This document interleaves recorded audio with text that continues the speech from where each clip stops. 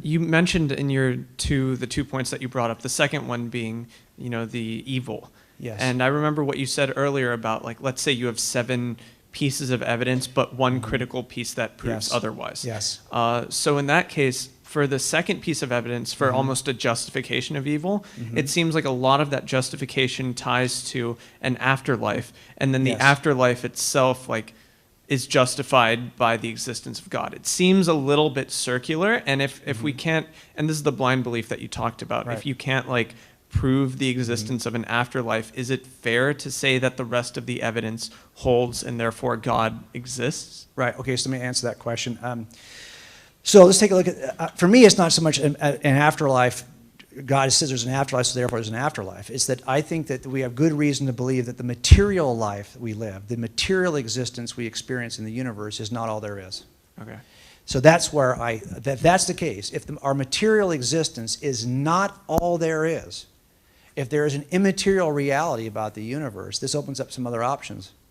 One of which would be that we are not going to live a purely material life. So I think evidence for mind and consciousness kind of point in this direction. I think even Thomas Nagel, somebody mentioned, the atheist who thinks there's foundational problems with material evolution because he doesn't believe that it accounts for the immaterial experiences of mind that we experience, even rationality. We cannot get this, he believes, and I think he's right, from a purely evolutionary material process. So that opens up the door to an immaterial experience that we would all have. And since we're having this material experience now, I think we have to at least consider the possibility, and this is the claim. So again, if the problem is Epicurus says he's shaking his fist at this notion of God that he thinks that we hold, well, then you at least have to be fair and shake your fist at the entire notion of God that we hold. Because the entire notion of God we hold is the God of an afterlife who's promised us a life with him in eternity.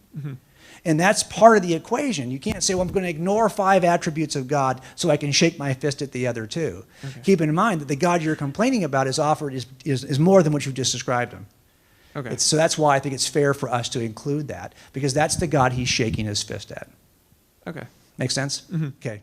Thanks so much for watching our video.